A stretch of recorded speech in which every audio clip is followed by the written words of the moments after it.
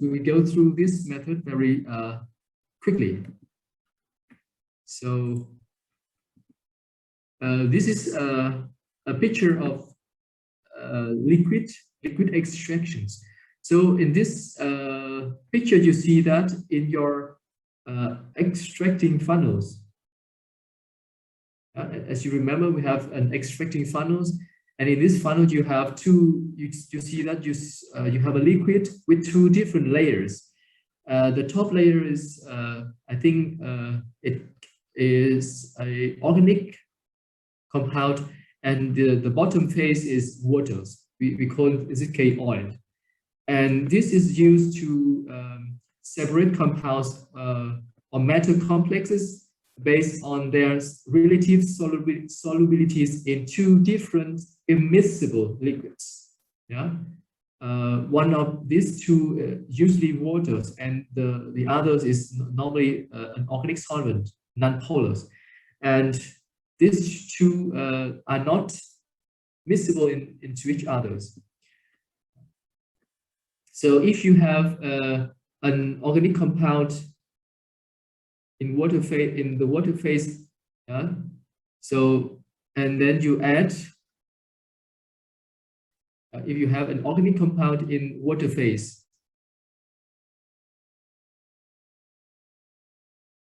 you know that normally organic compounds are non-polars, and they are not very well soluble in polar solvent like waters.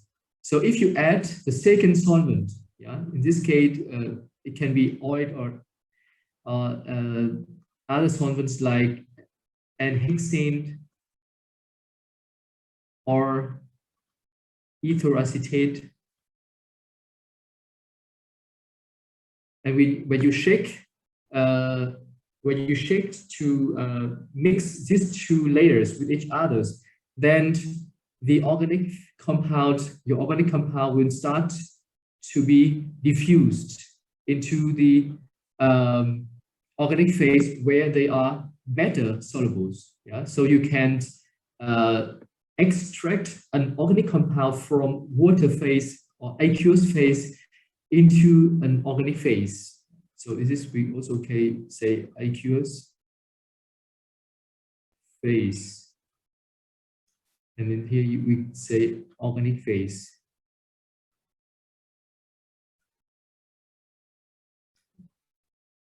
So this is liquid extractions. We also have solid phase extractions. So as you can see here, we have a small column. Yeah? This is column. And in this column, you have an absorbent. An absorbent, THHC, is normally a polymers. Yeah? And then you have your compound in a solvent. Yeah? Then first you wash your column with a small amount of solvent, and then you add the sample solution into this column. And you can see that a different compound will be absorbed with different extent into the absorbent, and then the solvent will wash this out, and you see that different compound will go out from the column with different speed, different velocities, and so you can separate these compounds from each others with this solid phase extractions. So you see that in this fractions,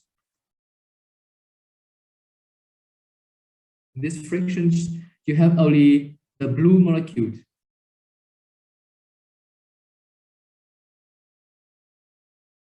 And then in the column, you have only the red molecule. Yeah, red and blue, just the color to indicate different compounds. And then if you want to get the red molecule, you can use more solvents, wash them out from the columns. And then you have the second This is second fraction.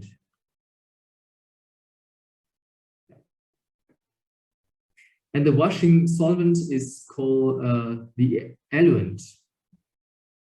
The washing solvent can also be called said eluent.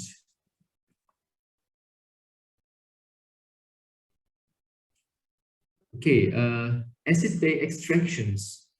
So if you have mixtures containing and a compound which is acidic, yeah. For example, if you have a phenol compound, yeah, you can, and you want to separate it from a neutral compound. So you let these mixtures to react with a solution of bicarbonate.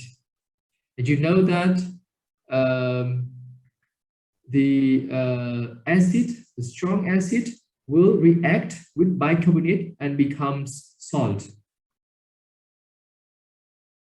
And the salt is soluble in aqueous layers, and it can be separated from the other compound. Other compounds are still in form of neutral molecules, so they are not soluble in aqueous phase. They are soluble in organic phase.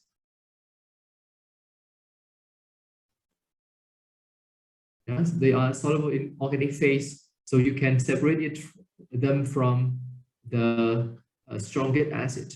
And then you add a strongest base. Yeah. In this case, you use sodium hydroxide. This one is stronger than bicarbonate, and it can react very fast with phenol and convert the phenol into phenolate. In this case, you have phenolate. A phenolate is actually a salt of phenol, like the salt of the acid. And after the neutralization step, you can convert the salt into their corresponding acid, phenolate to phenol, and the salt of, for example, carboxylic acid into the acid. It can be, in this case, carboxylate.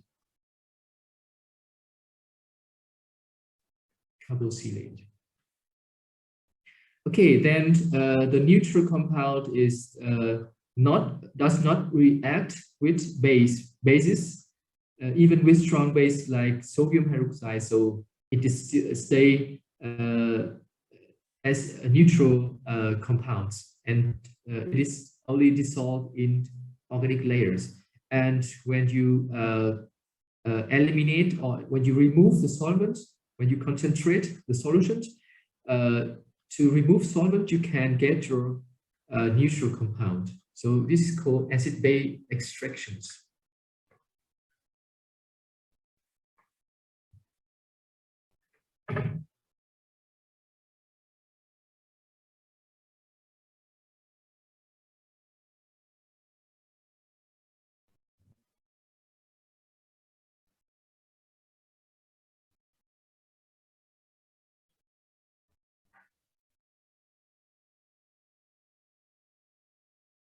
Okay, so this is used only for compounds that have different acidities.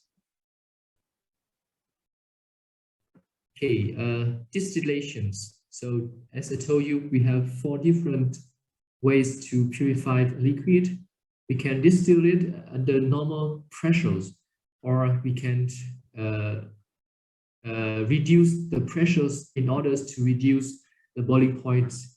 We can also use azeotropic or steam distillations to purify some organic compounds. So azeotropic and steam distillation is quite specific. Only a small number of compounds can be distilled or can be purified by the two last methods. Normal pressure distillation and reduced pressure distillation, I think they are more commonly used. Okay, this is the system for simple distillations. So actually we have I have introduced this system to use in our first lab. Now we can repeat. We can take a brief review about the instrument, the glassware, and how this system work. So here you have two flasks.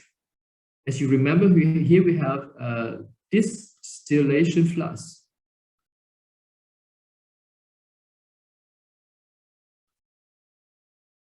And here you have the actually receiving flask. Receiving flask. You can also use a cylinders to directly receive the distilled liquid, and then you can measure how much you get after the purifications. In the distillation flask, you have your samples with some impurities. Yeah? The impurities may not be evaporated, so you can distill only your compound can be evaporated, so you can distill your compound, and the impurities stayed in the distillation flask. And in the receiving flask, you have your purified liquid. Here you have a distillation head where you can equip different parts of the systems. So the first part is the thermometers.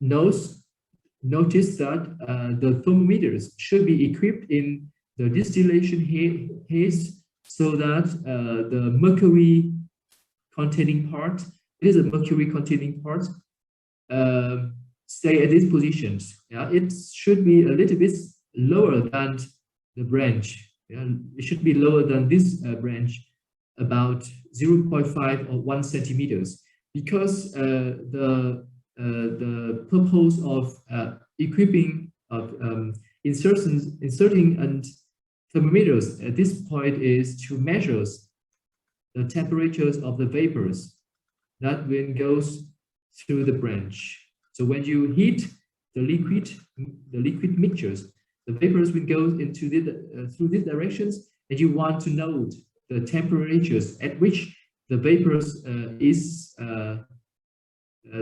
at which the liquid boiled.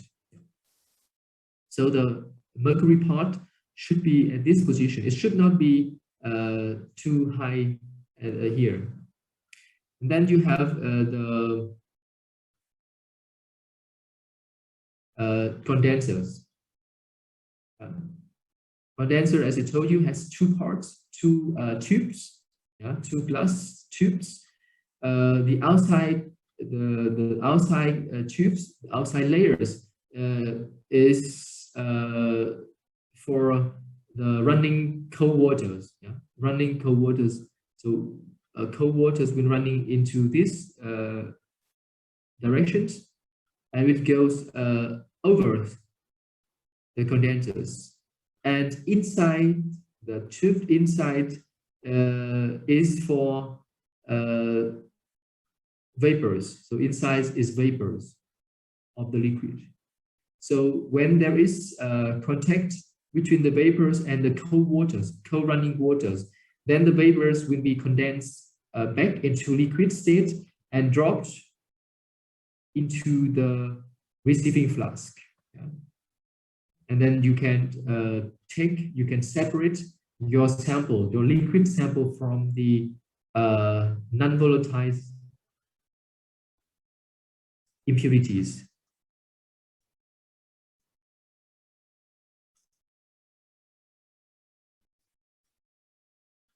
You can actually separate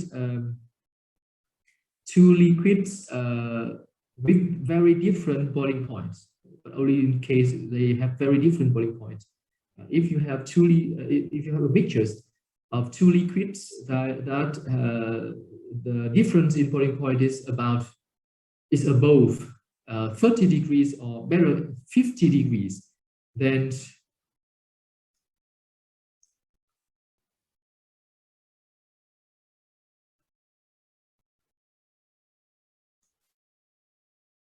two miscible liquids, and the difference in boiling point is above 30 degrees. That you can use this simple distillation to separate them from each others.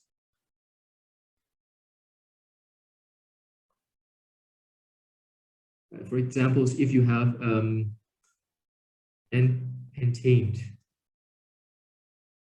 I think the boiling point of this one is about 50 degrees Celsius. And if you have heptane with boiling point higher than 100 degrees, I think 110 degrees. So the difference of boiling point of these two hydrocarbon is 60 degrees. So they can be separated using simple distillations. Yeah?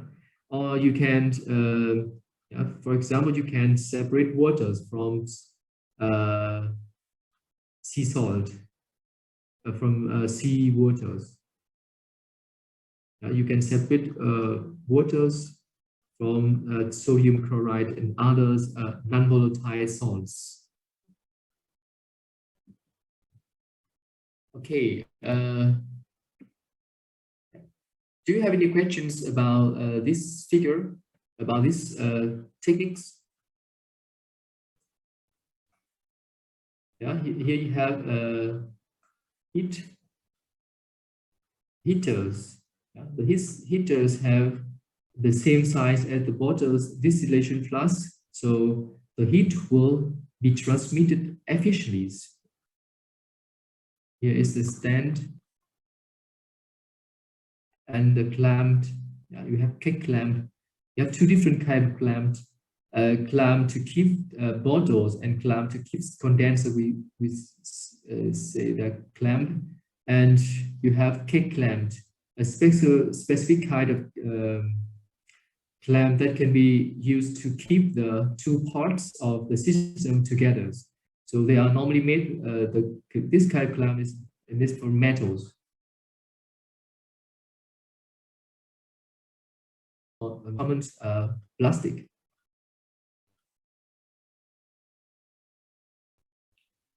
Do you have any questions about this technique?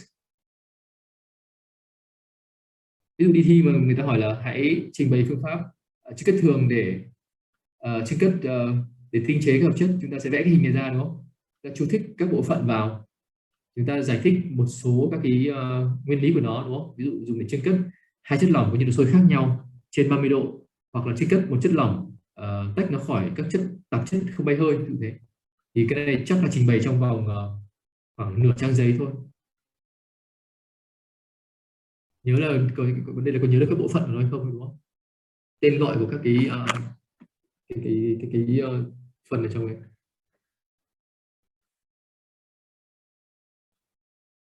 Okay. So the second techniques to purify liquid is steam distillations. So actually this looks similar to the normal pressure systems. And yeah, if you just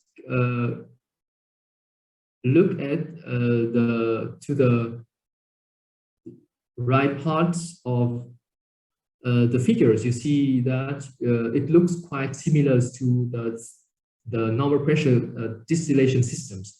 But here you on the left you see one more part.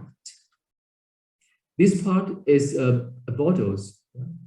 It is called steam generators, and normally because we will heat this part at very high temperatures to produce a large amount of steam or large amount of water vapors. So normally this is not made from glass. This is normally made from copper, maybe copper.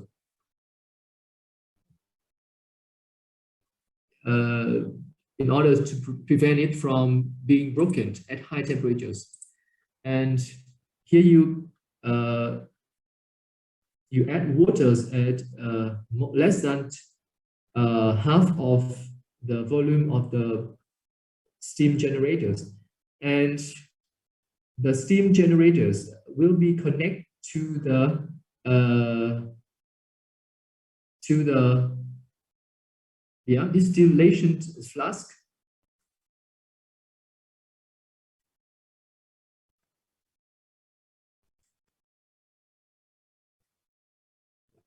And in the distillation flask, there is your compound that needs to be purified. So when you connect the steam generators and the distillation flask by this tube, you need some more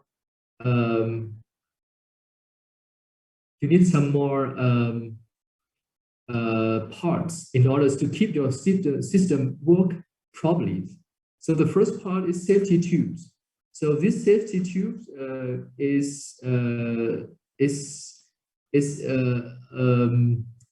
parts that help to prevent overpressures, because sometimes the connection here is gets stuck and the pressure inside the steam generators increase too much. So we need a ventilate. Yeah?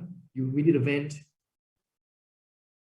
in order to release the pressures, to prevent the system from becoming overpressures. So we need a ventilate to this safety tube to release the pressures.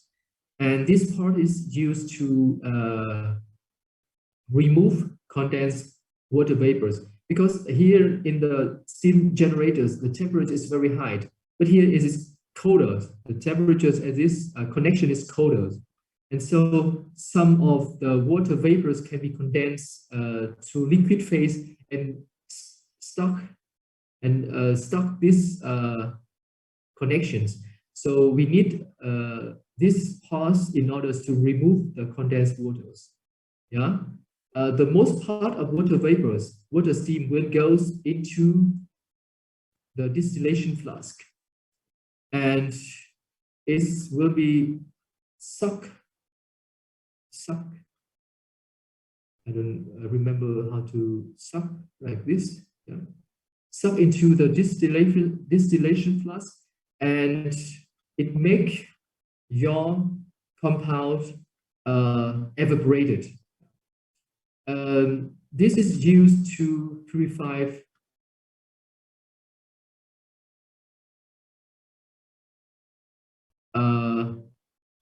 it is used to purify low boiling point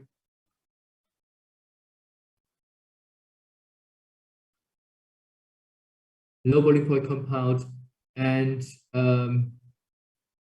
easy to be decomposed.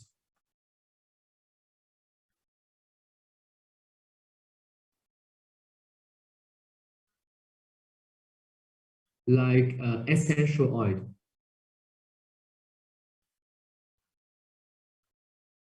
For examples, if you want to separate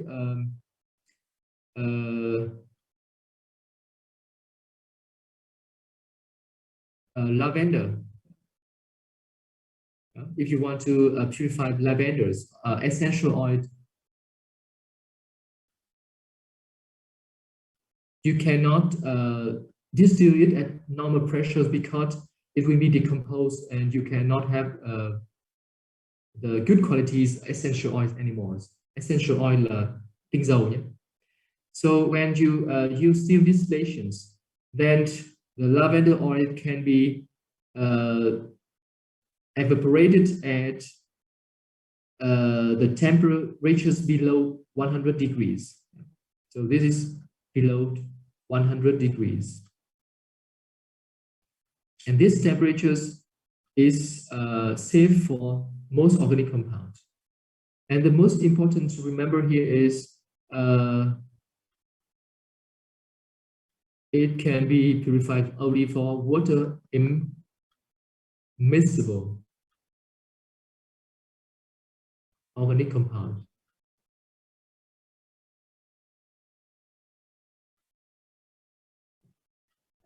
Actually, in our lab, we used to use this steam distillation to separate the pomelo and essential oils. Bình thường khi mà nếu không có Covid ấy, thì phòng thí nghiệm của mình sẽ hay yêu cầu các bạn là chuẩn bị vỏ bưởi. Trung thu đúng không? Chúng ta hay ăn bưởi, cho nên là chúng ta sẽ chưng cất cái tinh dầu của cái vỏ bưởi ấy. chúng ta sẽ thái nhỏ cái phần vỏ xanh của quả bưởi. Trong cái đó là nó chứa các cái túi tinh dầu. Thì khi mà chúng ta ngâm với nước một buổi khoảng vài tiếng, sau đó chúng ta cho vào cái bình chưng cất này, và chúng ta chưng cất lôi cuốn hơi nước, thì chúng ta sẽ dùng hơi nước nóng để lôi cuốn cái hơi tinh dầu ra khỏi cái hỗn hợp. Chúng ta có thể ngưng tụ bằng sinh hàn. Thì khi đến như này chúng ta sẽ thấy là nó sẽ phân thành hai lớp. Thông thường là tinh dầu nó sẽ nhẹ hơn và nó nổi lên trên. Thông thường là tinh dầu nó sẽ nổi phía trên này, còn phía dưới này sẽ là chủ yếu là nước. Chúng ta dùng phễu chiết, chúng ta có thể tách chúng ra khỏi nhau.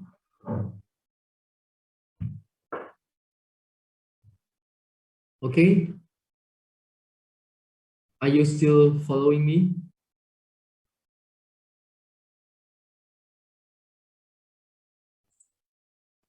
Okay, do you understand these techniques? Do you have any questions related to them?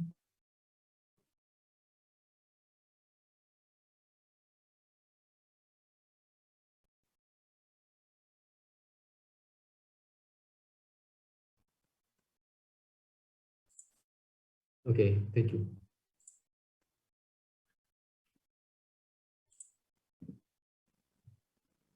Yeah. Thank you. Okay, so normally we will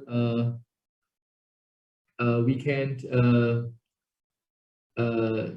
can purify also osmium, gratis, mum and waters. Cái này là tinh dầu hương nhu.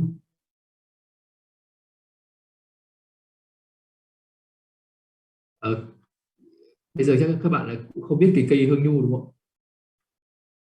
Bởi vì bây giờ chúng ta đều dùng dầu gội đầu gọi là công nghiệp rồi đúng không?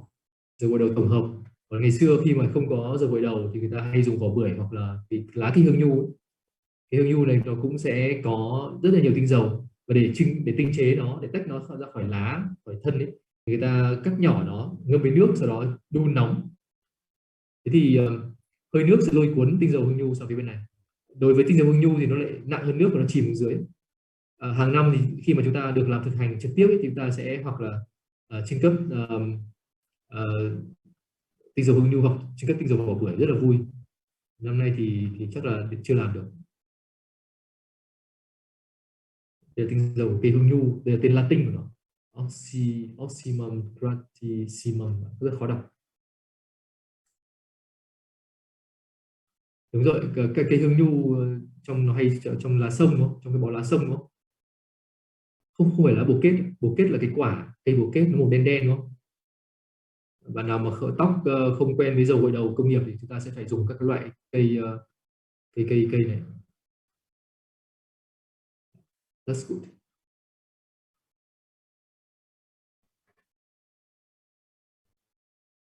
Vậy chúng ta cái phương pháp chưng cất lôi cuốn hơi nước hay sử dụng nhất để chưng cất những cái hợp chất mà không tan trong nước.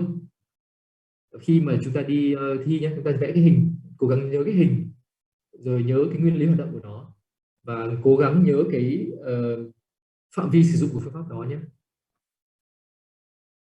Ví dụ chưng cất lôi cuốn hơi nước là phải dùng để tinh chế những hợp chất mà không tan trong nước, chứ không phải dùng để tinh chế những hợp chất tan trong nước. Thông thường nó là tinh dầu thực vật. Sau khi mà chúng ta chưng cất xong thì ta cho lên phiếu chiết đúng không? Và cái phần tinh dầu,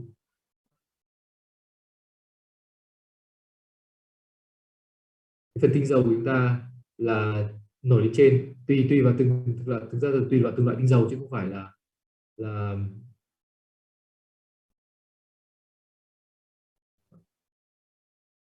tùy vào từng loại cây tinh dầu. Có loại chìm cũng nổi, tinh dầu bưởi thì nó nổi, và tinh dầu hương nhu thì nó chìm. Người ta có thể cho phiếu chiết để người ta tách lớp tinh dầu ra khỏi nước. Trông thôi nhưng mà thực ra nó rất là ít. Khi mà chúng ta chưng cất tinh dầu bưởi chẳng hạn, ví dụ mỗi nhóm sử dụng vỏ của một quả bưởi thì chắc là mỗi nhóm đấy sẽ được khoảng một phần hai, hoặc là cùng nó được một ml tinh dầu thôi. Nhìn nó rất ít, trông nó giống như kiểu vài giọt thôi. Okay, so you can use to purify compound that are not stable under high temperatures, because uh, uh, those compounds will be evaporated under 100 degrees Celsius, which you can use to purify both high and low melting and boiling point compounds. Because you don't use high temperatures to distill, so no polymerization reaction will occur. Thì vì mình chưa cất ở nhiệt độ rất là thấp, dưới 100 độ C, cho nên là nó sẽ không có quá trình polymer hóa các hợp chất nếu mà hợp chất mình không bền. Cheap and easy, but this only is quite specific. It apply to only compounds that are not soluble in water. Okay, azeotropic distillations. Azeotropic distillations usually refers to specific techniques of adding another component to generate a new lower boiling point azeotrope that is heterogeneous. Phương pháp này là phương pháp chiết cất đẳng phí. Cái này chắc là chúng ta đã hiểu trong hóa lý rồi. Chúng ta có hai chất lỏng không trộn lẫn vào nhau và có nhiệt độ sôi khác nhau. Nhưng khi mà chúng ta trộn chúng lại với nhau và đun nóng thì chúng lại bay hơi cùng với nhau ở một nhiệt độ xác định. Cái hỗn hợp đấy gọi là hỗn hợp đẳng phí. Phí ở đây là nhiệt độ sôi ấy, có nhiệt độ sôi xác định. So, for examples, if you want to carry out this reaction,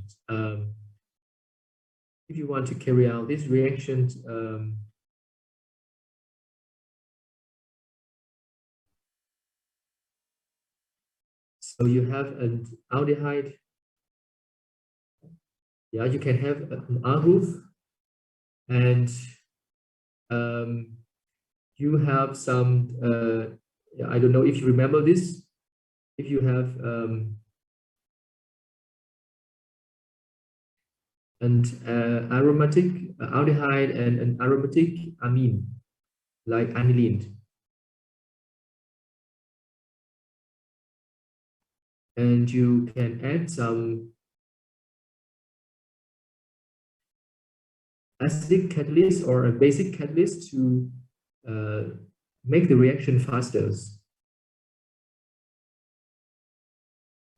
And here, actually, you are carrying out a condensation reactions.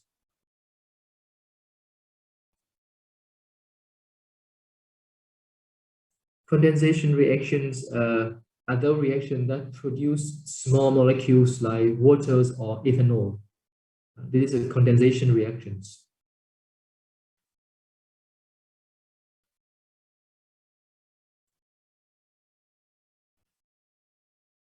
It's produce waters. This reaction actually is exactly like an esterification reactions. In an esterification reaction, you also produce waters. An esterification reaction is also reversible.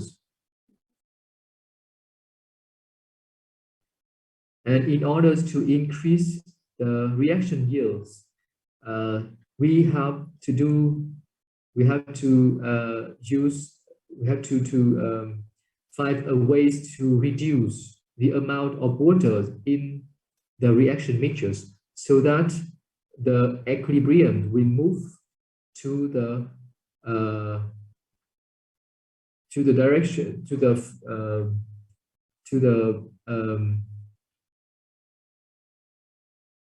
the direction in which the product is formed. So to do this, for example, for the first reaction, we put here the aldehyde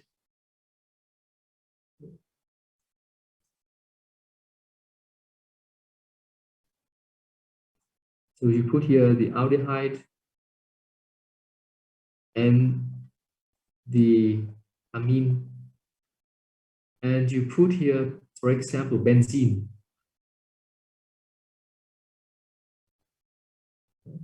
And then you heat the reaction mixtures. And don't forget to add some boiling chip or boiling stones. And when you heat the reactions, the reaction occurs. When you heat the mixtures, reaction occurs, produce the imine and waters. So when the reaction mixture boils, water vapor and benzene vapors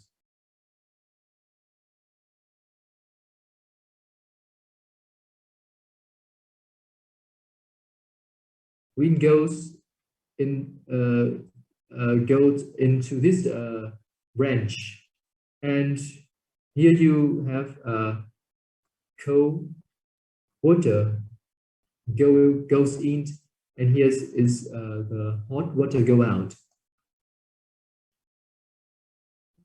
and the blue dot indicate the vapors, and the vapors go in the inside tube, and when they get in contact with cold waters, they will be condensed back into liquid phase, and drop into this branch. The drops do not fall in the reaction bottles.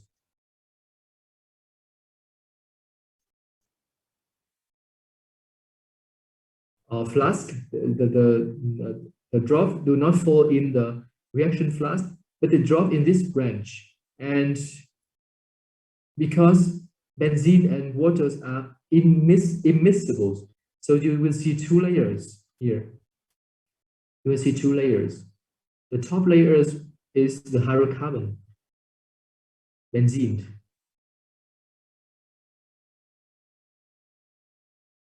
And the bottom layer will be waters, because the density of waters is 1 and the density of hydrocarbons are normally smaller than 1. So benzene will be at the top layers.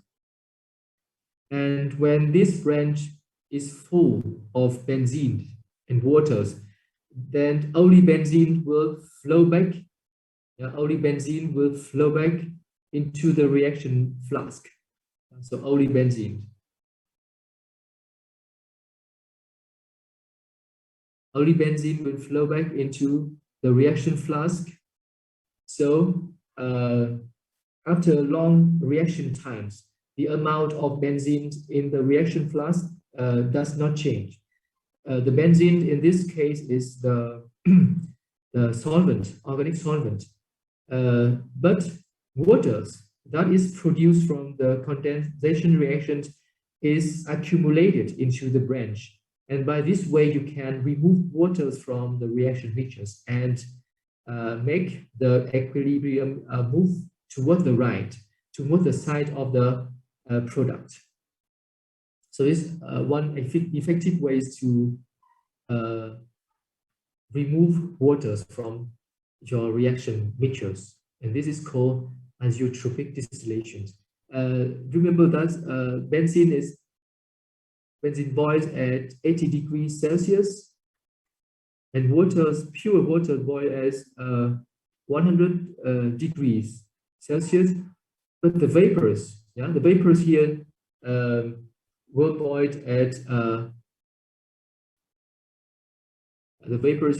boil at I don't remember, about 84 degrees. So this is the boiling point of the azeotrope là hỗn hợp đàm phí, including water and benzene. Do you understand the functions of these systems? Do you understand the function of these systems?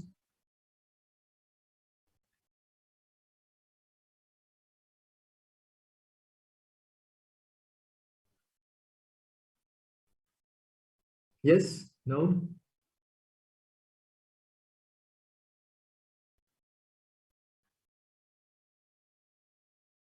Mọi người hiểu cái phương pháp trigger là cái gì đúng không ạ?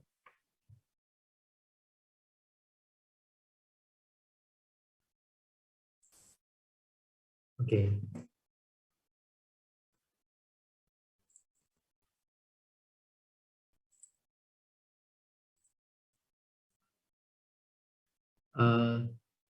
The density determination này chúng ta tự xem nhé. Mình sẽ nói vào cái phần chính thức này là cái phương pháp điều chế ethinacetat và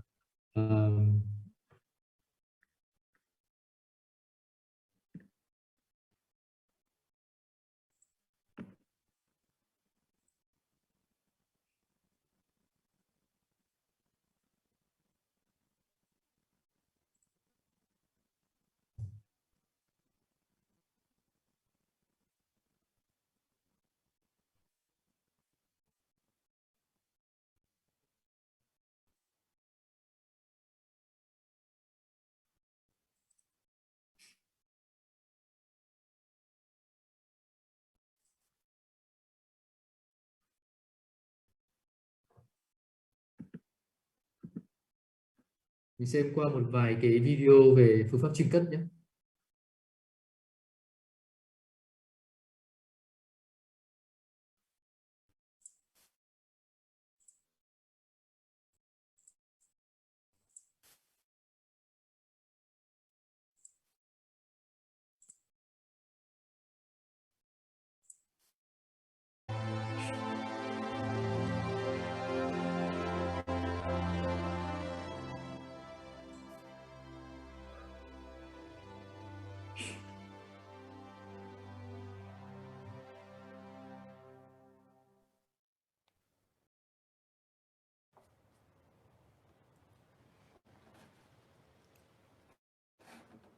So this video they are going to isolate the essential oil from the cover of orange.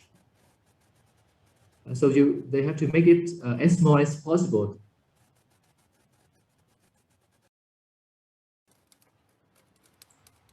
Mọi người có theo dõi được cái video không ạ? Nó không có tiếng đâu. Nó bị giật thế này. Nó bị giật thế ạ? Nó không có tiếng em ạ, nó không có tiếng, nó chỉ có nó không có thuyết minh. Vâng ạ, tại vì em thấy cái hình nó hơi bị giật giật.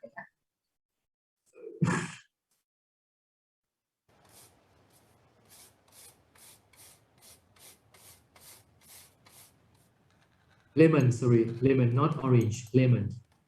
Quả chanh của nó nhìn này.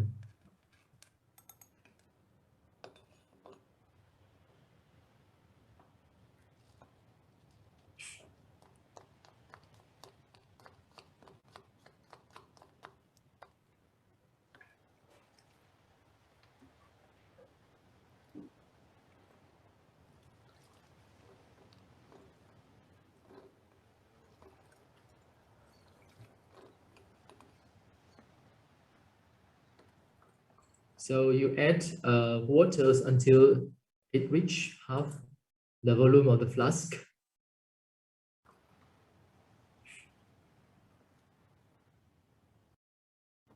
And now you have to assembly the distillation systems. You use stand and clamp to keep the flask.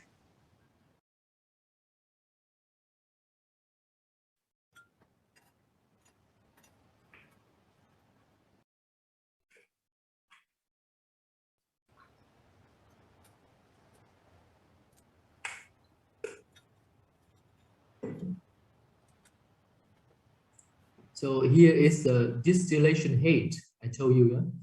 This is distillation head, and one branch of the distillation head is connected with condensers. And I think they are going to fit here thermometers. No, I think they are going to fit here the steam generators.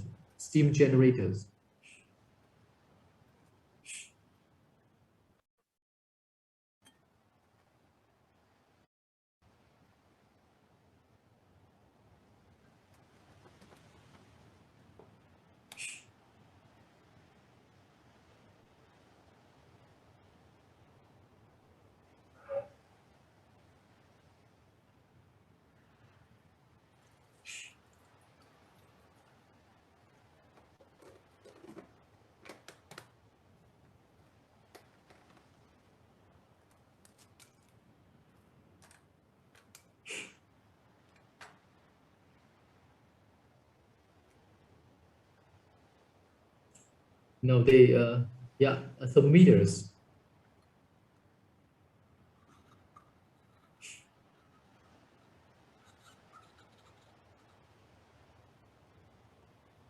So you see that they adjust the height of the height until the bulb containing mercury is on the level of the branch to measure the temperatures of vapors.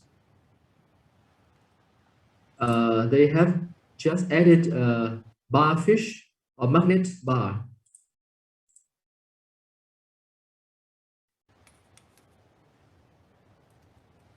Heat plate, receiving flask, hot stirrer.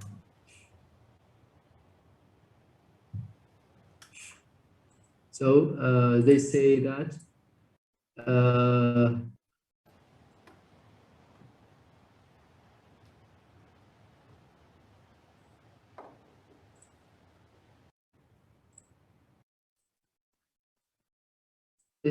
good stir is important to prevent overheating.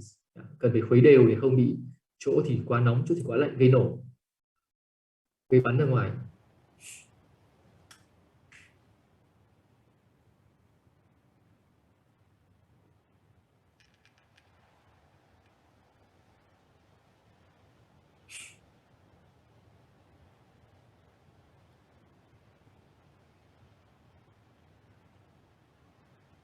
Now you see the water steamed, including water vapors and the vapor of the oil.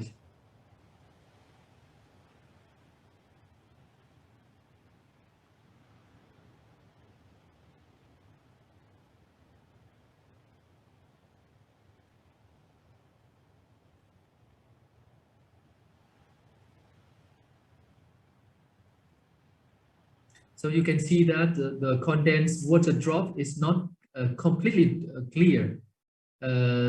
They looks a little bit milky because this water drop contains small amount of essential oil. So they looks milky. Ta nhìn thấy cái giọt nước nó không trong suốt hoàn toàn mà nó hơi có màu trắng sữa, đúng không? Đó là nó có tinh dầu, luôn có tinh dầu cùng với nó đi theo.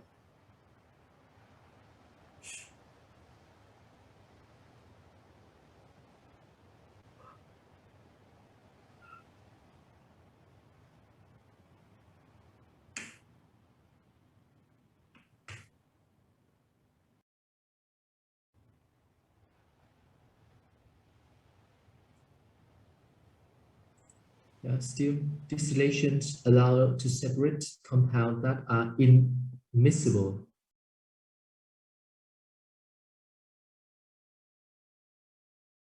It is normally used to separate essential oil from plants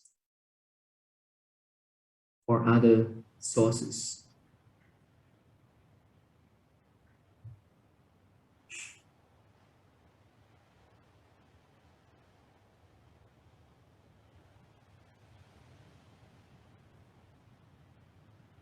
So when you distill the essential oil of lemon, you get limonene, which is a terpene. The structures is above.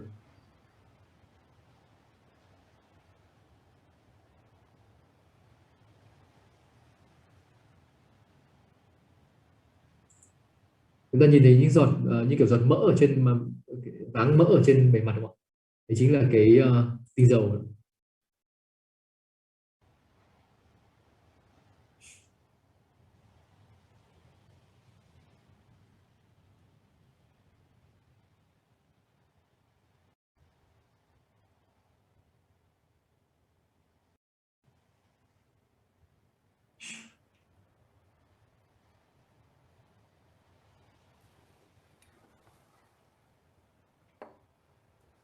Vẫn còn những giọt nhỏ nhỏ trên bề mặt, đúng không? Giống như là giọt dầu.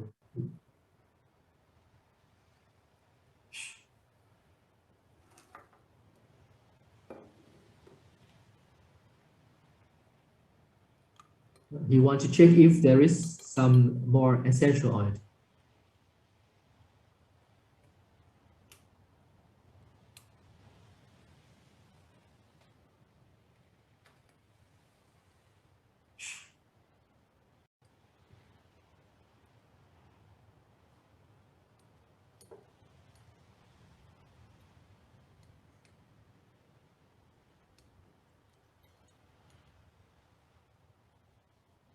So he is going to perform liquid extractions using hexane as solvents. So essential oils is an non-polar organic compound, so it will be better soluble in hexane than in waters. So you use hexane to extract the essential oil from the water phase.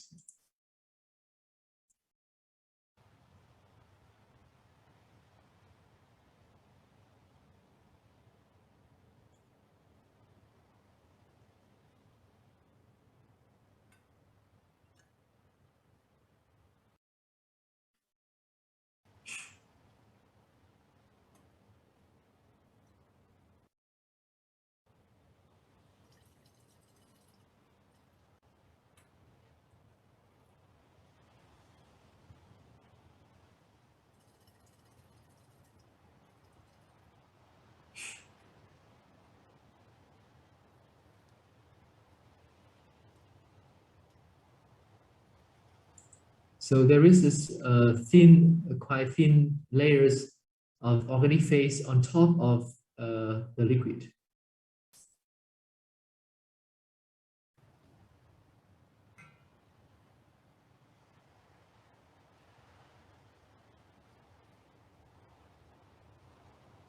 Do you know why after he shake the funnels, he opened the stopcock? Why you know after? Why do you know? Do you know must he open the stopcock? Yeah, to release the pressures that may form in the shaking process. And now he opened the stopcock and drained the aqueous phase into another Erlenmeyer flask.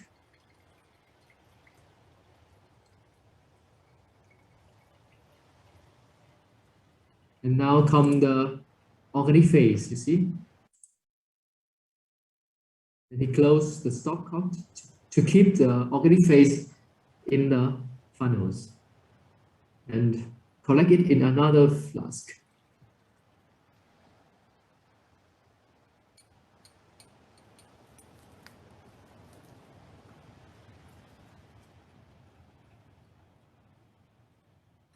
So he carry out the second extractions with 5 milliliters of hexane.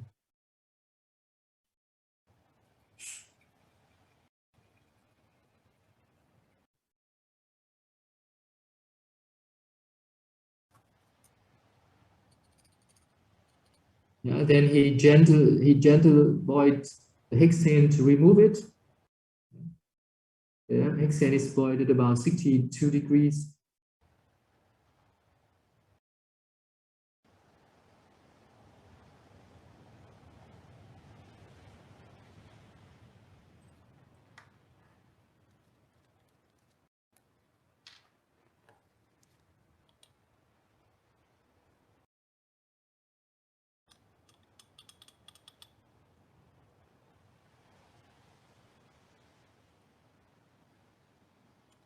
Yeah, there is still some hexane, and he continued to concentrate the mixtures in a smaller vials.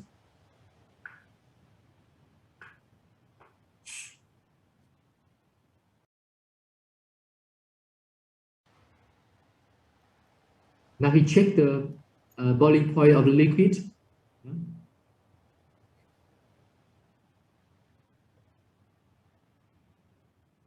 Yeah, now the temperature is higher than 62 degrees, higher than the boiling point of hexane. So in the mixtures, there is almost only the essential oil from the lemon. So what you get after? Yeah, actually, if you did this experiment in, I think it will take about 2 hours to complete. Yeah, so after 2 hours, you get limonene essential oils in hexane. So the, oops, sorry.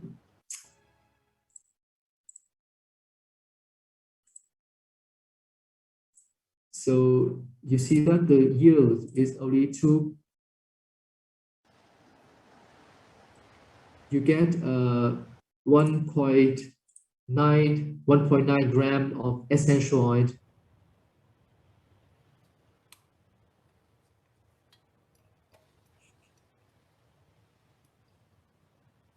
Yeah, you get 1.9 gram of essential oil, and the weight of the lemons covers at the beginning, I think, about 50 grams.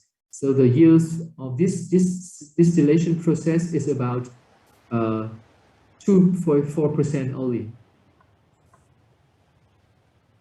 Lemon peel. Yeah.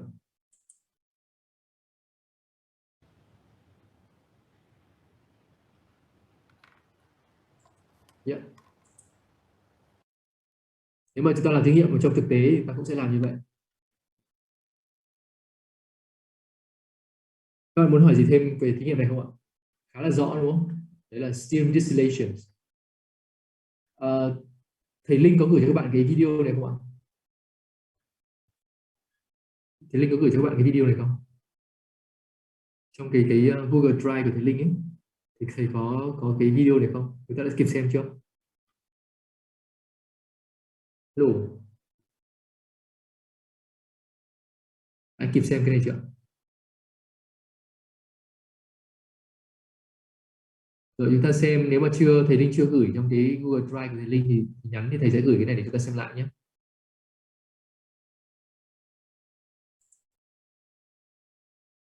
Ok, thế rồi, tốt rồi.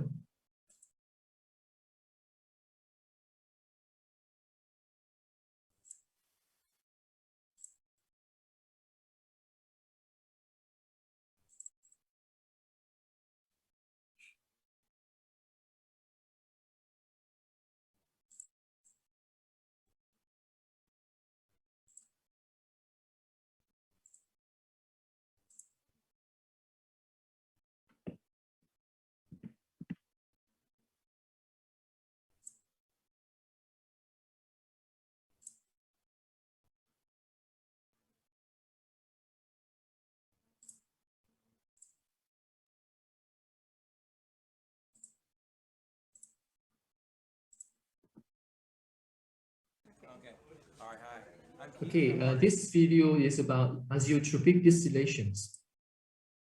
Group 8, we're doing azeotropic distillation with the Dean Stark. Starting off, this is our heating well. So this is the Dean Stark distillations. This is our pot. This right here, starting right here and ending about right here is our holdup. As you can see, there's already stuff collecting right there. Then coming up, this is where our distillate will come out, right here. And going back, our reflux actually happens right here, where the stuff that isn't going through the condenser drops back through here. As I said, this is our Dean Stark condenser. All right, and this is where the excess water is coming out. We have it in here because simply the tube wasn't long enough, so we had to make adjustments, improvise. We have a rubber hose going from, where's it at? Going from our sink, and it goes all the way up to here, and the water comes up here, it gets pushed up here, and it goes out this tube and into our improvised water disposal. Under our heating wall, we have a ring stand, just to hold it up. Then up here we have our 2 clamps, and this is really awkward, so we had to clamp it again.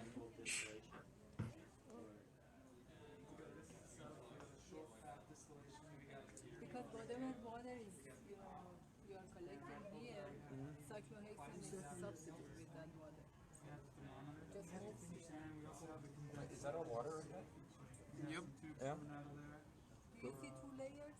Yeah. The bottom one is Yeah.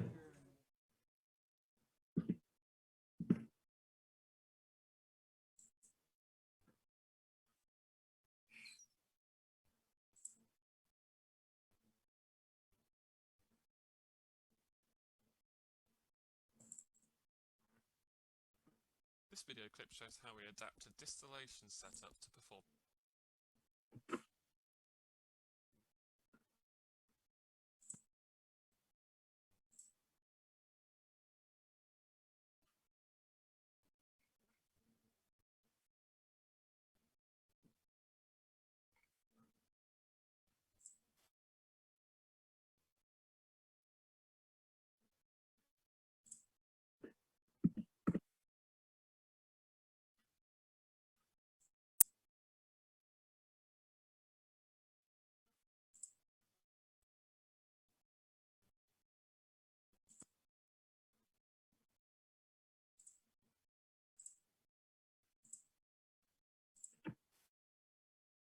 Vacuum distillation.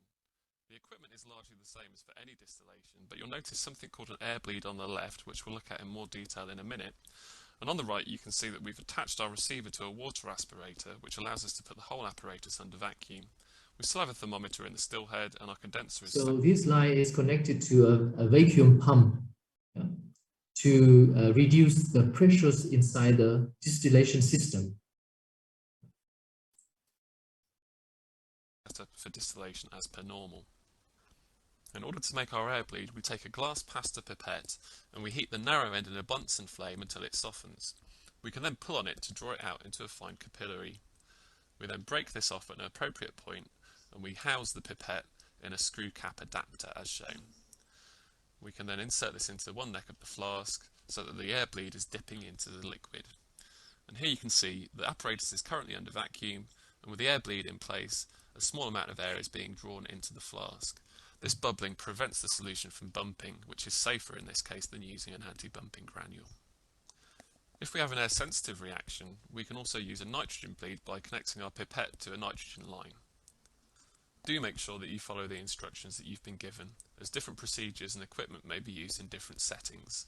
In any case though, the overall process will be very similar to that of any distillation that you've performed. Yes, this is about vacuum distillations. Can you follow the video? And do you have any questions about this?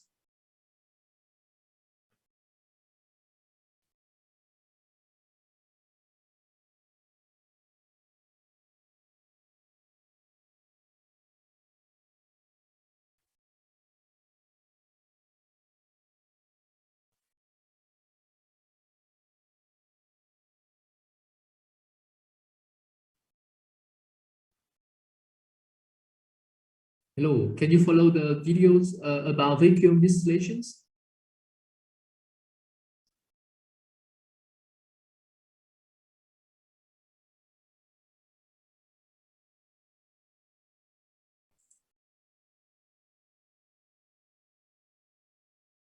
Okay.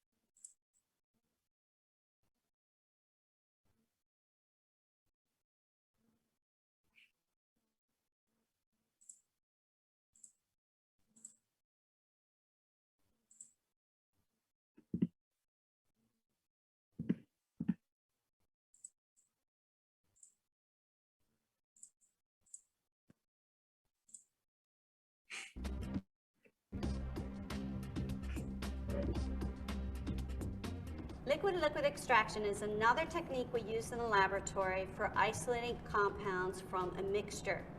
It involves two phases, as the liquid-liquid extraction title is called, and one is usually an organic phase and one is an aqueous phase. So the goal is to move things between these two phases. The apparatus we use is a separatory funnel, as you see here.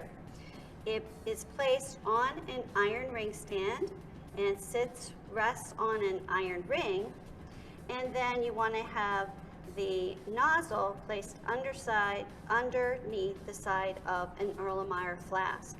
Before you use a can you follow the liquid extraction video?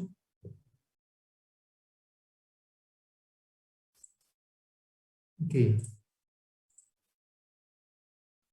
separatory funnel, you want to make sure that all the joints are properly sealed. That is, you want to add some water, make sure that your stopcock does not leak, right?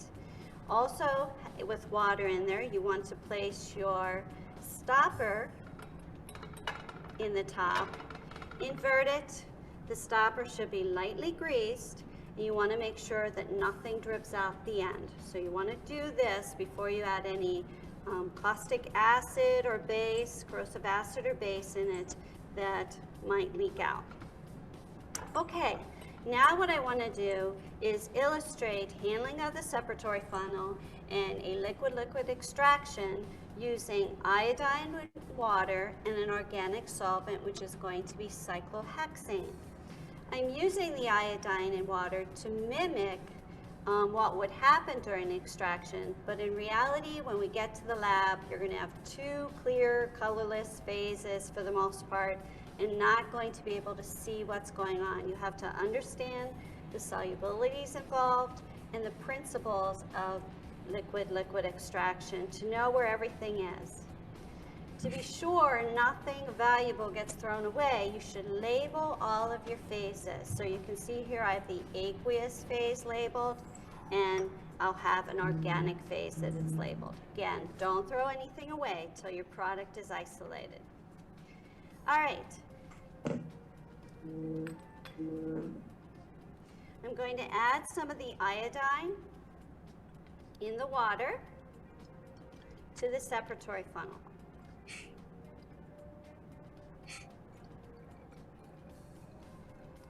The rule of thumb is that the phase you're extracting, in this case is the aqueous phase, is about 2/3 of the separatory funnel, and the solvent you're going to use should be about 1/3. Now, another really important piece of data you want to have before coming to lab and doing an extraction are the densities. We all know the density of water is approximately 1, and then the density of the organic phase, which is cyclohexane, I'm going to use is 0.774. So what does that mean? It means it's going to be less dense than water, and it should be the top phase of my extraction. So I'm going to add, this would be my extracting solvent, in about 1/3 of the volume. All right? You can see my stopcock is secure, nothing's leaking out. All right, now to perform the actual extraction where I want to transfer the iodine to the organic phase. So this is a definition of extraction, transfer of a solute from one phase to another. So I'm going to place the lightly greased stopcock on top, give it a tiny little twist to make sure it's sealed, and carefully lift the separatory funnel off the ring stand. You want to slowly do an inversion as the first step, and it's best to use your index finger. If you're right-handed, you use your right index finger. If you're left-handed, you use the left. And pointing the end away from you, gently tip it and open the stopcock to release any pressure that might develop with dissolution of the two phases, or as we'll see in the next video, any gas that might be formed. You close the stopcock, and now it's really important to mix the phases. So you give it a little shake, open the stopcock, shake it again, open the stopcock again, and now I'm really going to mix the layers, give it a good shake. Vent it one more time before inverting it and swirling it and placing it gently back in the ring stand. Again, make sure you don't knock the stopcock as you're placing it back in the iron ring. so that it opens and your liquids spill onto the bench top. I'm going to give some more vertical swirling to help separate the layers. All right, what you can observe in this very visual demonstration of extraction is that the iodine is soluble in the cyclohexane as well as in the water. So we have transfer to our organic phase. The distribution of the solute has to do with something called the distribution coefficient, the solubility in each of these phases. And as you'll read about in the Morag manual, the number of extractions you need to do is related to this distribution coefficient. What does not work is to do one massive extraction because you'll leave a lot of the solute in the aqueous layer, and you can perform a calculation that helps you understand this principle. All right, so we have two layers. We now want to separate them. First thing to do is to slowly open the stopcock and drain, in this case, the aqueous layer out through the bottom. If you had an organic phase that was more dense than water, for example, methylene chloride is more dense than water, so the methylene chloride would be the bottom phase. Slowly drain. And you especially want to slow down as the meniscus of the top layer reaches the neck of the separatory funnel, or the stem, right? So bottom layer out through the bottom, and top layer is going to be poured out the top. Recognize that if I would drain this layer out through the stopcock, it would get contaminated with my aqueous phase. So I'm going to pour this extraction into my labeled Erlenmeyer. All right, because the iodine is colored, you can clearly see that I have not extracted all of the material into the organic phase. So to continue the extraction, I'm going to return the aqueous phase back to the separatory funnel. Make sure the stopcock is closed.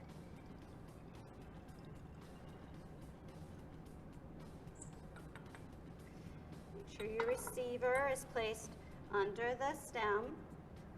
And I'm going to use a second volume of the cyclohexanone for an extraction.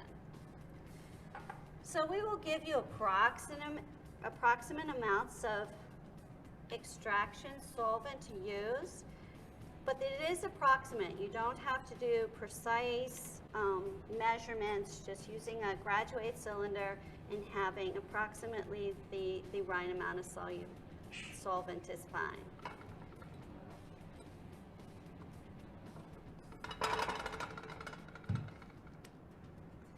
All right, so I'm going to tip it again, open the stopcock.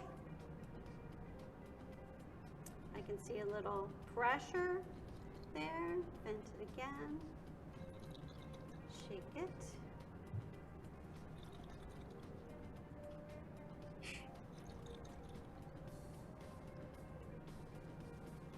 And I've now performed my second extraction, and you can see by the purple color, my favorite color, that we've transferred more of the iodine to our second organic extraction.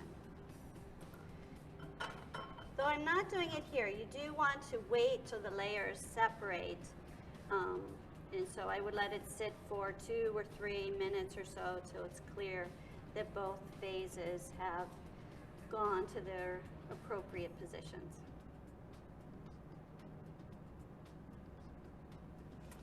All right, so I'm going to drain again, aqueous out through the bottom.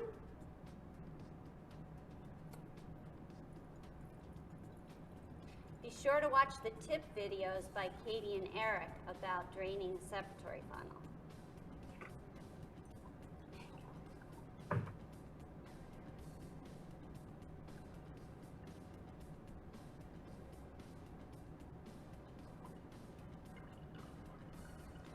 Slow down when the meniscus gets to the top of the stopcock.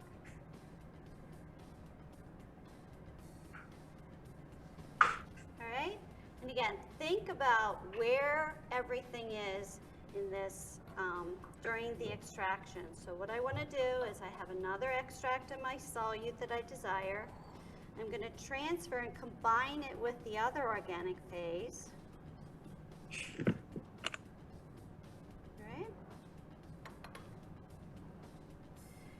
And now to finish the extraction, or this portion of the extraction, I would again return the aqueous phase to the separatory funnel, do one more extraction with the cyclohexane, and then I could be pretty much sure that I have removed all of the iodine solute from the aqueous phase into the organic phase. All right. Have you followed the liquid extraction videos? Do you have any questions?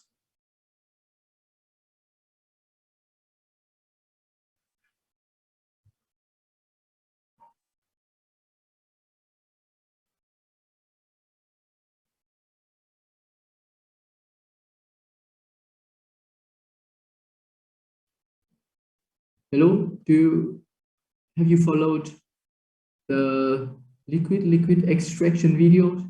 And do you have any questions about this video?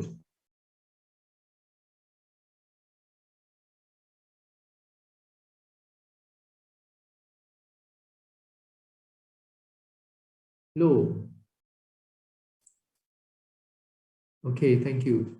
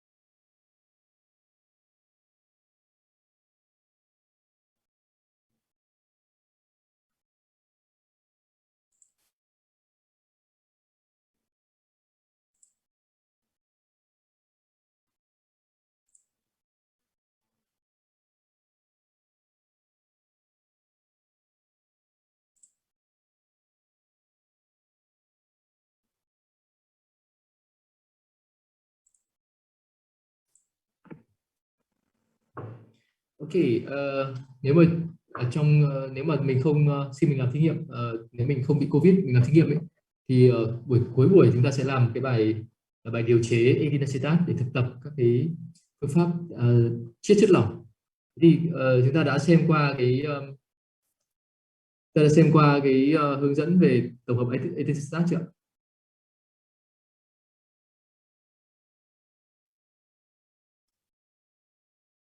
Ok, chúng ta có nhìn thấy cái bảng ở đây không ạ?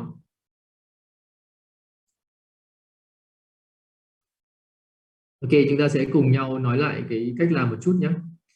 Okay, so in order to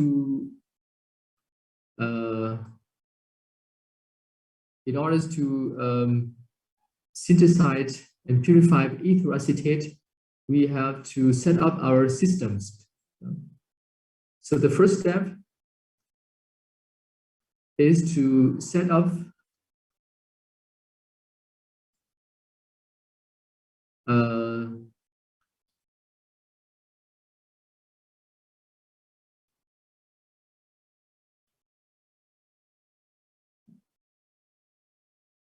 so to do this reaction, we need one neck round bottom flask, and it is fitted with. It will be fitted with condensers. This is a one neck round bottom flask, and we would use this flask to carry out other reactions.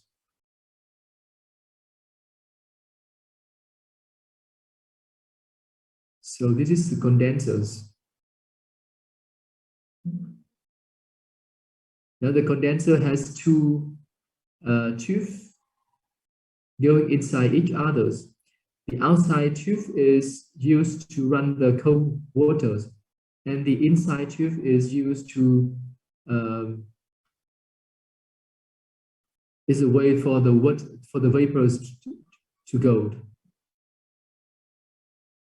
So cold waters will go in this, and warm waters will go out from these directions.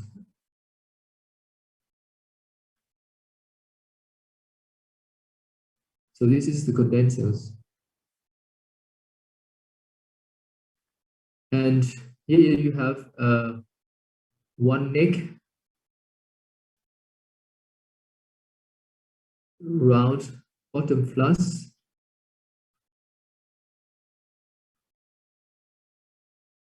and normally you use a flask with a volume of 100 milliliters. And to keep this system, you need a stand like this, and you need to clamp. One clamp is to keep the condensers, and the second clamp is used to keep the flask.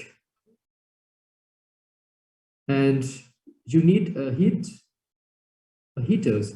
In this case, we can use an alcohol burners.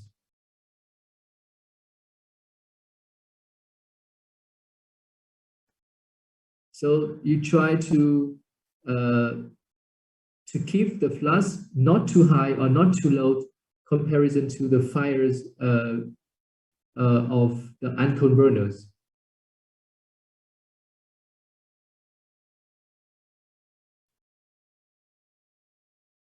You also need some boiling tube to control the boiling in the reaction flask.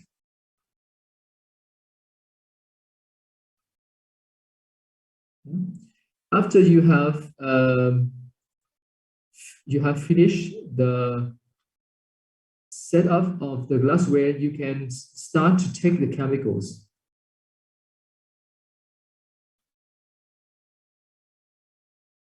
Yeah, take the chemical for the reactions. So for this reaction, you need acetic acid. How much? I think about 11 milliliters, as I remember. I don't remember the exact amount. And then you need an alcohol, the alcohol. And it is best to use glaciers, acetic acid. Okay, 14, thank you. And ethanol, 15, right? What about ethanol? 15, okay. So I think that ethanol, it's a little bit ethanol is used as the excess component in these reactions. So here you see that we have some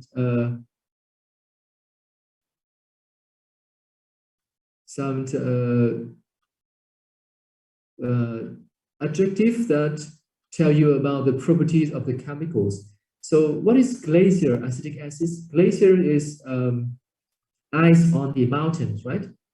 On top of the mountains. So if you bite acetic acid from a shop, normally it is just about 99%, and there is about 1% of waters inside the acetic acid. If you want to purify it, if you want to get 100% acetic acid, you just place the acetic acid bottle into an ice bath, yeah, and the melting point of acetic acid is quite high, 16 degrees Celsius. So with an ice bath, you can freeze. You can freeze the acetic acid, but at 16 degrees, water is still liquid. So you just open the cap of the bottles and pour the liquid outside of the bottles. The liquid is actually unfreeze waters, and inside the bottle you have only crystals of acetic acid, and this crystals is called glaciers acetic acid. Yeah? So glaciers is the term to indicate the 100% acetic acid. And here you have anhydrous ethanol. Yeah, anhydrous is more common words. Anhydrous ethanol means pure ethanol without any waters. Yeah. Okay, and for the catalyst of the reaction, you use concentrated. Yeah, thank you. You use concentrated sulfuric acid. So with this amount of ethanol and acetic acid, I think you need about 1.5 milliliters, yeah, concentrated sulfuric acid. And be sure that you have read about the safety rules when you handle concentrated sulfuric acid. Yeah. So you should always pour 20 drops is okay. Yeah. And the drops, the amount will depend on which no. 1 ml là 1 ml, nếu mà cái pipette chuẩn của mình thì 1 ml nó sẽ gồm có 30 giọt. Như vậy thì chỗ này khoảng 1 ml rồi đúng không? And mình phải nhớ là đọc các cái safety rule về acid đặc, acid acetic và ethanol nhé. Yeah. Acetic acid is very concentrated acid is very shocking. Ethanol is very flammable, and concentrated sulfuric acid can cause serious burns on your skin if you by accident drop it into your hand. And besides, you also need some other chemicals like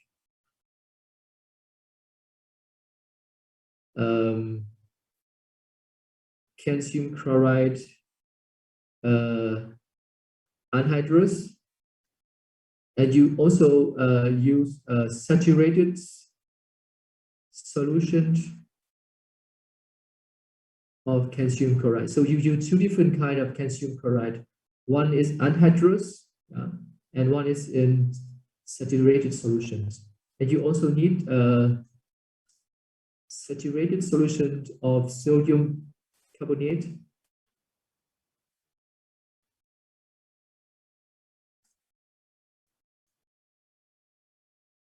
I think for neutralization of, yeah, this for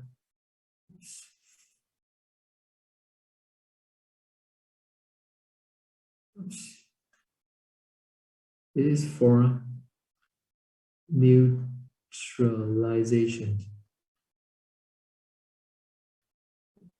And calcium chloride, this is used to drying calcium chloride anhydrous is drying reagent, chất làm khô, and this is used to remove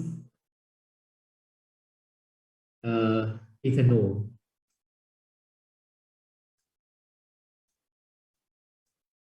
Remove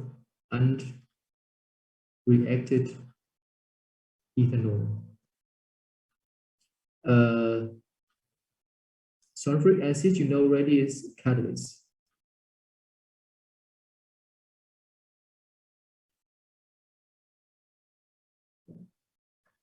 And here you have the two reactants.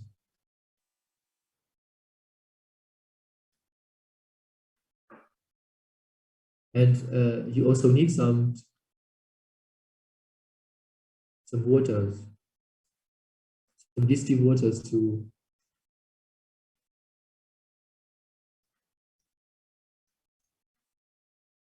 I think those are the chemicals that you need for this experiment.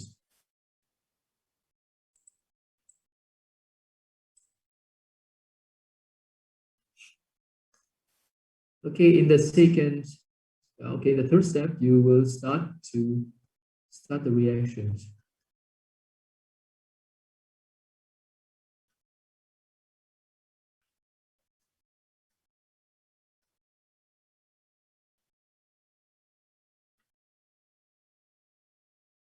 Start the esterification reactions. I forgot one thing, because you are going to carry out an esterification reactions, yeah, and an esterification reactions is reversible.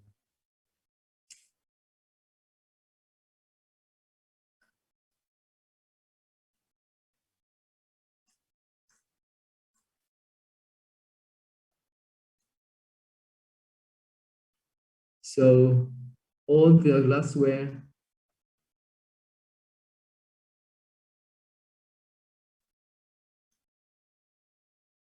must be oven dried before use.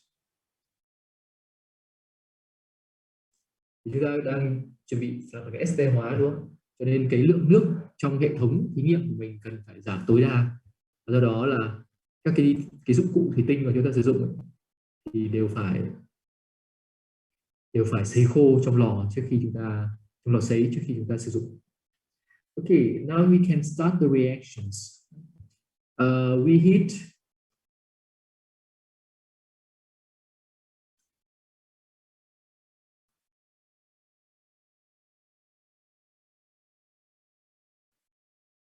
so that the reaction mixtures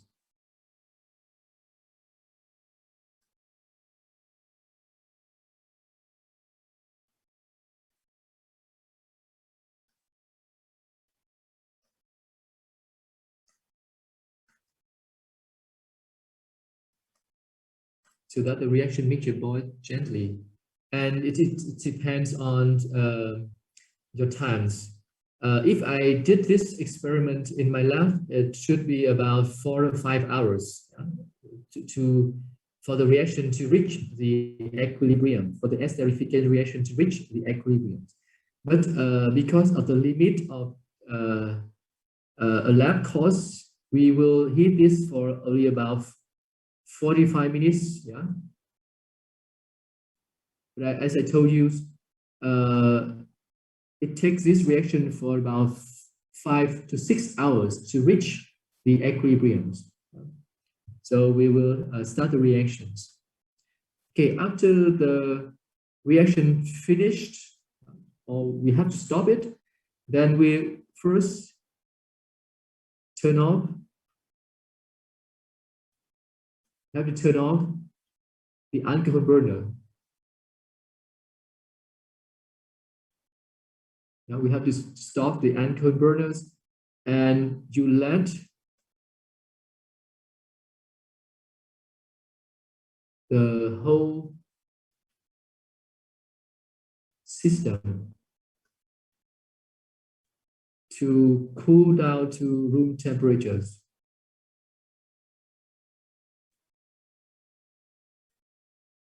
So you have to let the reaction mixtures, the flask and everything to cool down to room temperatures. Why is that? Because the esters, the ethyl acetate, the product is quite volatile. Quite volatile means quite easy to be evaporated.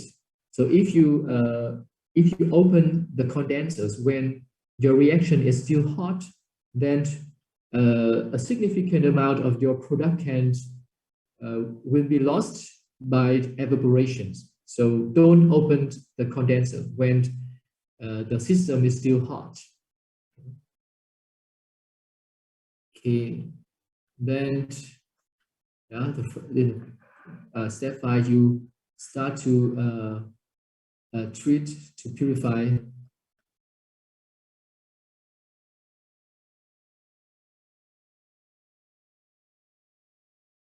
You start to purify the product.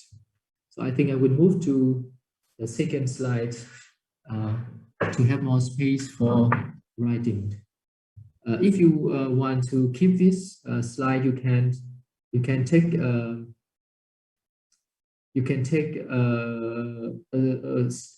print screen and paste it on a Word document so that you can have a look at it later. Các bạn có thể chụp màn hình để các bạn có vào dính vào cái file Word để chúng ta xem sau nhé. Bởi vì cái file này nếu mà thầy lưu lại thì các bạn muốn mở nó ra, bạn lại phải cần cái phần mềm của cái loại whiteboard này thì nó hơi phiền. Chúng ta có thể print screen để chúng ta lấy cái thông tin này. Ta chụp màn hình được chưa? Tôi cần phải ghi chép được không? Ok. Nó sẽ gồm có 2 phần này. Chúng ta cứ chụp cái này đi nhé, xong rồi thầy sẽ kéo này.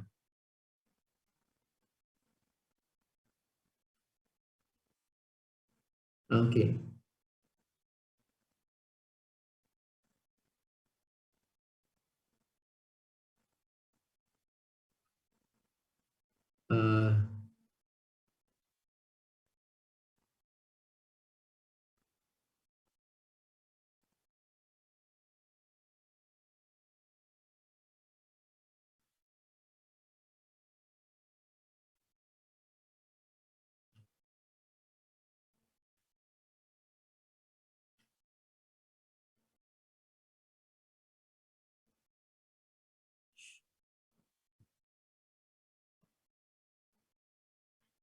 Ví dụ sau này lần sau khi mà chúng ta viết cái pre-lab của chúng ta ấy, chúng ta cũng làm giống như thầy, tức là chúng ta tránh là chúng ta chép lại y nguyên như cái procedures mà người ta đưa cho các bạn. Chúng ta có thể là gạch đầu dòng, vẽ hình và gạch đầu dòng các cái mục giống như thầy làm này. Khi chúng ta làm đến đây chúng ta sẽ hiểu các cái thao tác, các cái bước mà chúng ta cần phải follow khi chúng ta làm thí nghiệm. Thầy nghĩ là nó sẽ hay hơn là chúng ta chép y nguyên như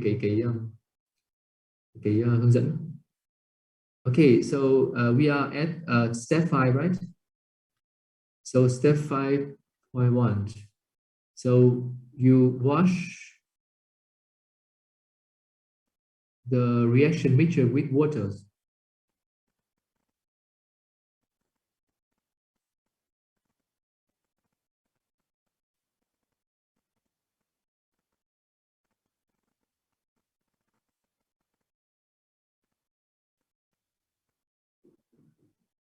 So to wash the reaction mixtures with cold waters, you will carry out liquid distillations.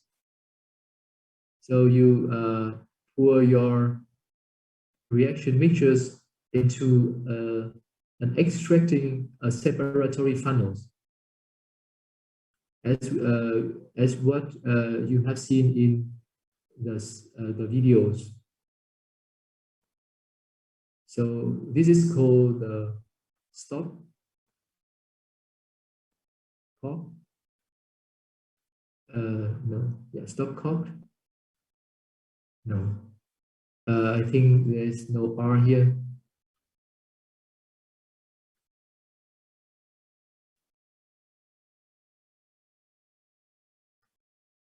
Yep, thank you.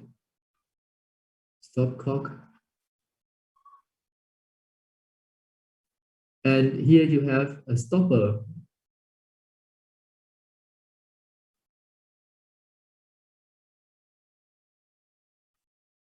Khóa, hai cái đều là khóa cả, những cái trên gọi là stopper, cái dưới gọi là stop cock. Cái này mình gọi là separatory funnels, hiệu chiết. Okay, then you pour your reaction mixtures into these funnels, and then pour some cold waters. And you will see 2 layers. Yeah, this is these aqueous layers, and you had organic phase.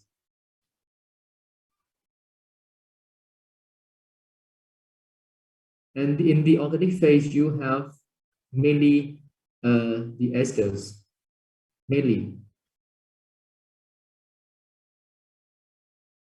And what are there in the aqueous phase?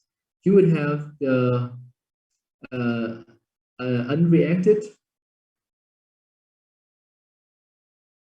acetic acid because it is very well soluble in waters. You also have unreacted ethanol that can also be very well soluble in waters. You have the acidic catalyst.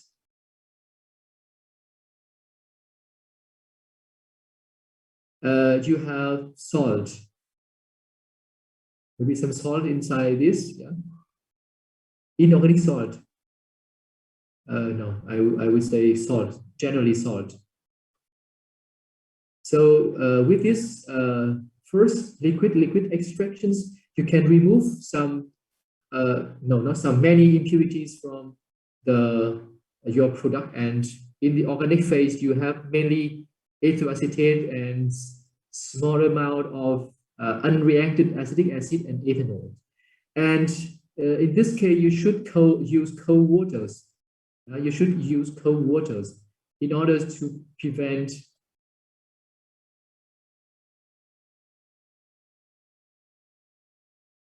you use cold waters in order to prevent hydrolysis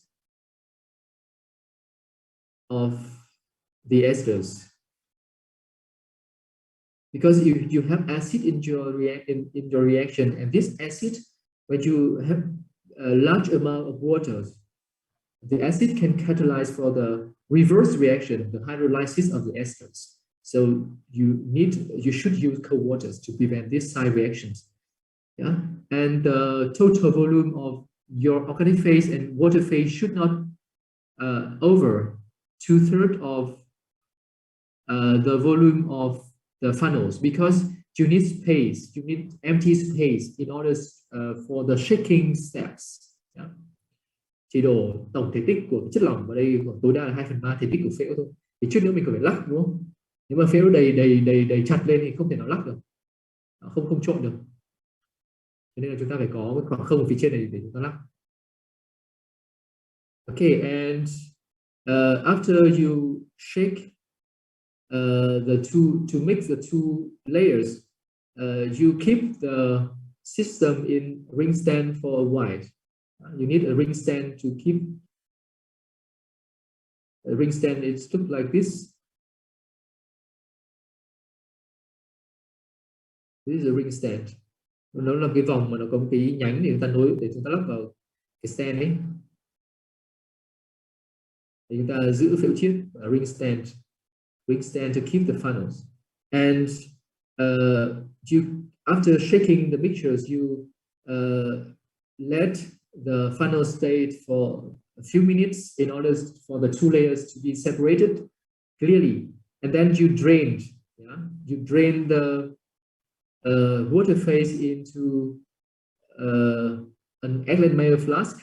This is water phase or aqueous phase, containing those impurities. And inside the funnels, you have only the organic phase containing mainly acetic acids. That is the first step of washings.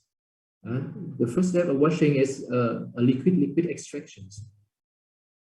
And when you drained the water phase into the Eggland Mayer flask, don't forget to open the stoppers. Open the stopper.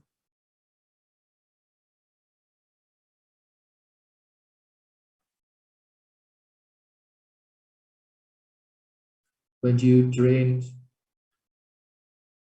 the liquid.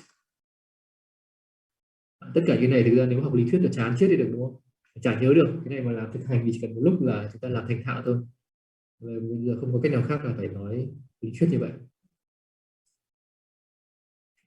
Rất là nhiều những cái bước lặt vặt nhỏ nhỏ, đúng không? Nói học lý thuyết. Giống như ngày xưa không có máy tính nên là học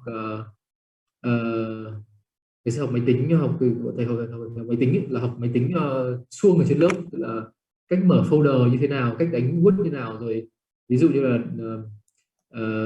đánh A 2 lần thì ra chữ Á, hoặc là đánh chữ S thì ra đấy, tức là cũng học thuộc lòng những cái tắc đấy. Lúc mà đi đánh thật, đánh máy thật thì đánh cả buổi chả biết đánh thế nào. Okay, so the first step is wash the reaction mixture with cold waters, and because as I told you, there is still some acetic acid in the organic phase. There's still some small amount of acetic acid, and this acid can cause hydrolysis. So we should completely remove acetic acid from the reaction mixtures. So the second step is to wash with a saturated solution of sodium bicarbonate to remove acetic acid, trace amount. Yeah, because trace amount can cause hydrolysis, can catalyze for the hydrolysis, so we'll have to so just do the same as you did in the previous step. So you also have a ring stand to keep the separatory funnels. So remember, after the first step, you have drained and removed the organic phase, and inside the funnel you have only the organic phase, yeah. And now you add into the separatory funnels a few milliliters of sodium carbonate solutions. If you add sodium carbonate into the funnels, what are you going to see?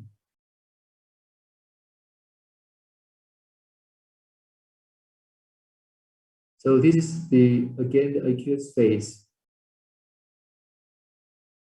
and it contains sodium carbonate, and top layers is organic phase.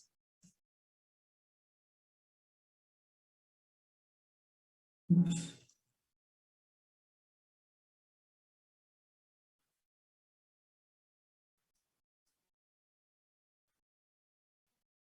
So if you have a trace amount of acetic acid, you will see bubbles. You will see carbon dioxide bubbles.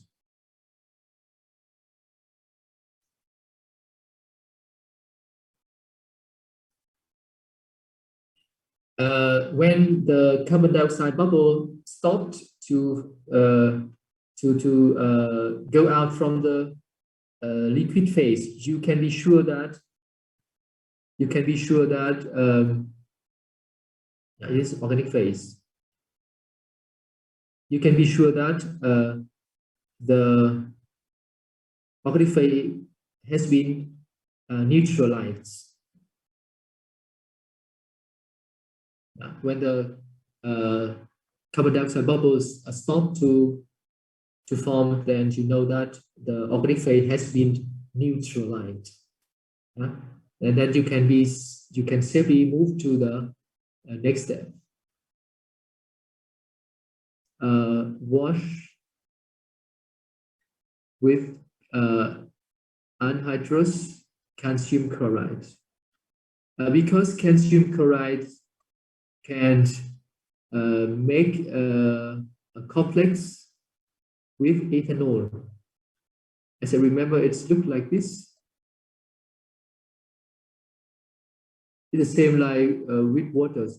So this can help to remove trace amount of ethanol in your product.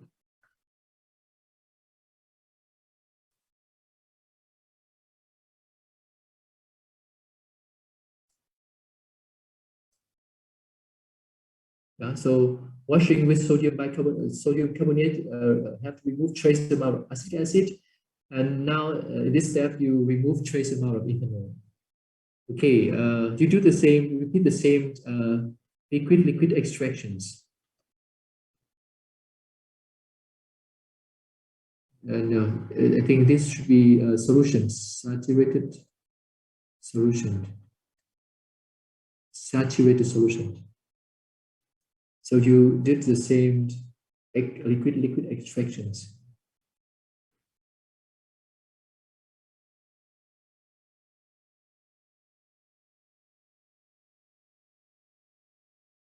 Again, this is the organic phase.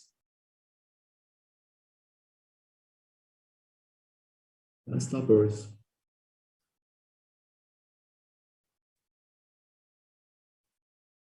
And this is aqueous phase containing calcium chloride. And with this step, you can remove. Here I forgot to tell you that you also drain after you neutralize. You have neutralized the organic phase. You drained the aqueous phase into this acrylamide flask. You can use the same. You can use the same acrylamide flask at the first step. Here also, you after shaking the organic phase with a saturation solution of calcium chloride, you can drain it into the same acrylamide flask. Aqueous phase. Okay, now you have quite pure organic phase. So this is not the last step. This is not the last step. You have several other steps. So now in the separatory funnel, you have only your organic phase. What are you going to do next? What are you going to do next?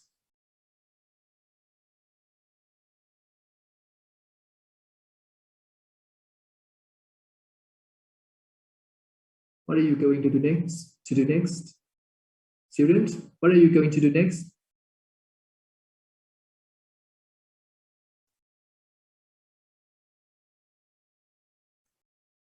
Drying, very good, thank you.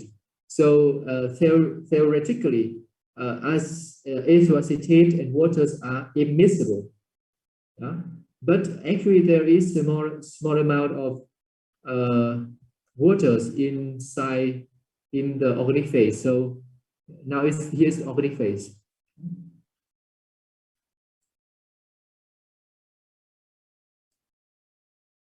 So you have to drain it into a dry and cleaned acrylamide flask. Dried and cleaned.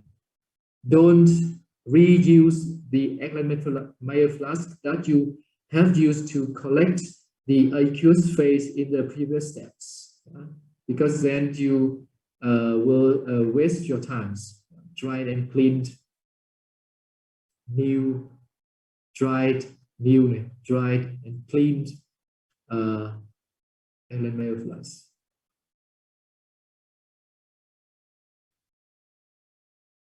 And here you put some small pieces of dried,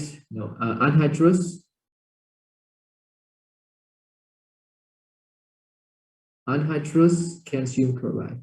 Remember, in this step, you will use aqueous solution of calcium chloride. And in this step, for drying,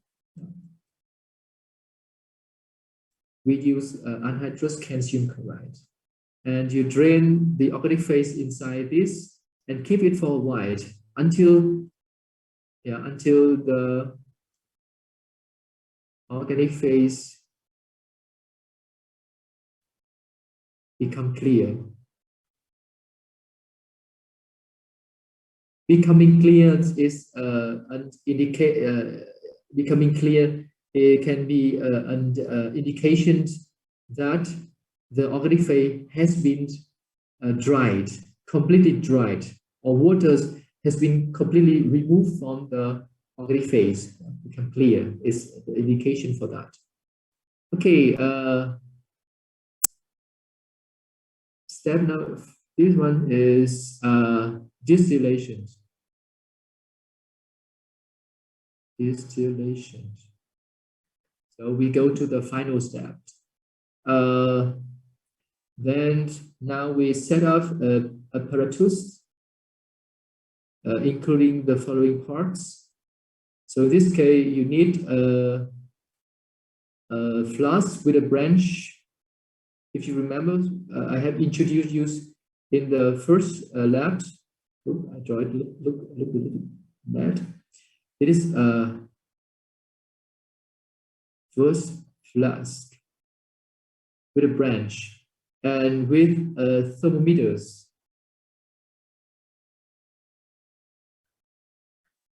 Thermometers. Yeah? And you put your fruit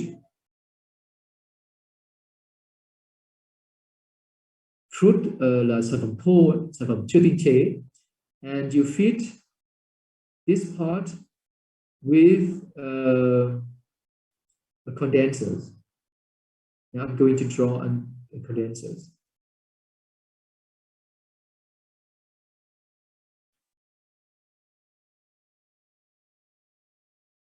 Cold waters go here, and warm water go out here. And you connect the condenser with an adapter. The adapters help to orient the distilled ethyl acetate into the receiving flask. So this is the distilled ethyl acetate. Now you see a clear and colorless.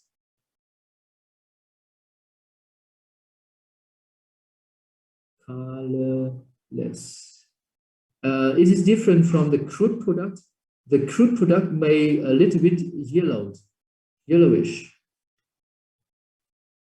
because it contains some impurities that have colors.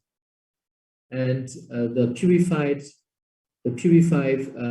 product is clear and colorless. And now you pour the distilled product into a cylinders.